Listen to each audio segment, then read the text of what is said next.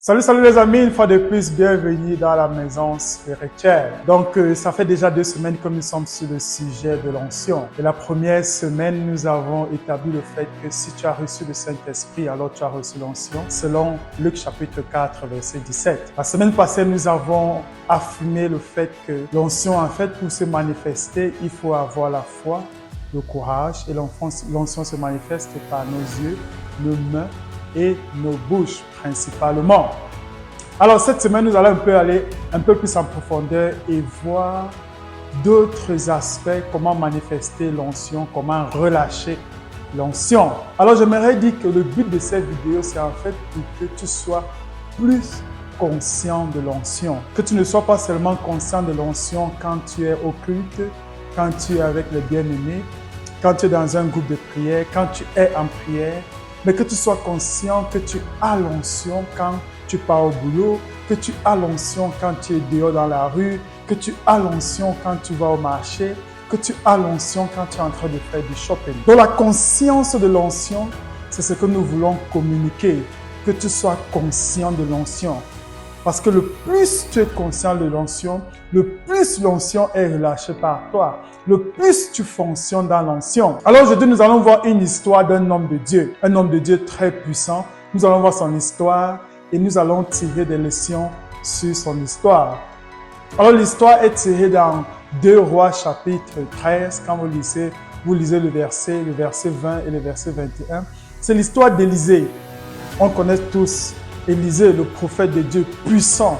Élisée qui a ressuscité les morts par l'onction. Élisée qui a guéri les malades par l'onction. Élisée qui a fait toutes sortes de miracles créatifs, comme multiplier de la nourriture.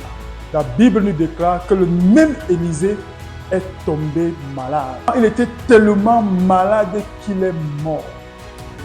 Élisée est mort de la maladie. Alors dans la Bible déclare dans 2 Rois chapitre 13, verset 20 à 21, la Bible déclare ceci, que 1 an après sa mort, les Moabites ont invadé Israël. Il y a eu une invasion des Moabites en Israël. Et il y avait un groupe de personnes qui allaient enterrer un de leurs siens.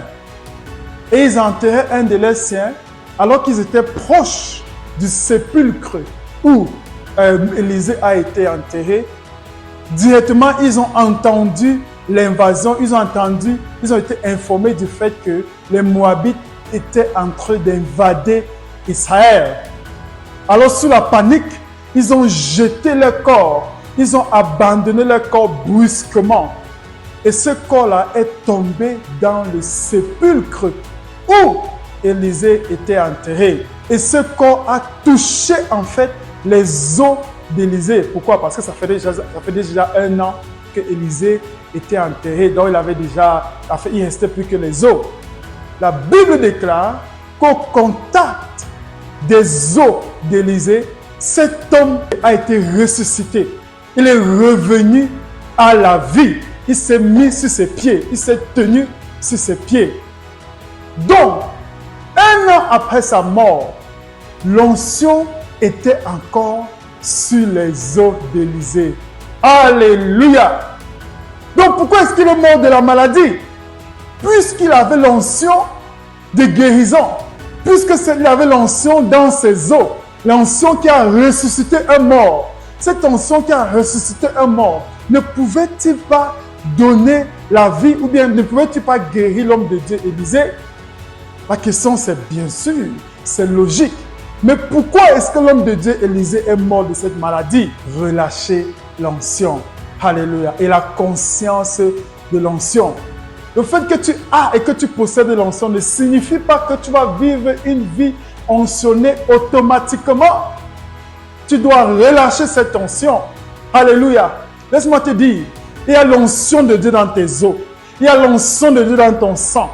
Il y a l'onction de Dieu dans ta chair. Il y a l'onction de Dieu même dans tes cheveux. Il y a l'onction de Dieu dans tes yeux. Il y a l'onction de Dieu dans tes cellules.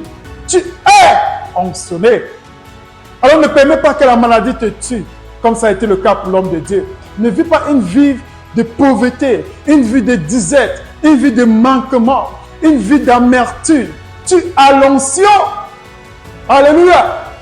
Donc, sois conscient de l'onction et relâche cette tension. Cette tension qui est dans tes os, relâche cela. C'est l'onction qui est dans ton sang, relâche cela. Cette tension qui est dans tes cellules, relâche cela dans ton mort et vis une vie glorieuse. Que Dieu te bénisse abondamment.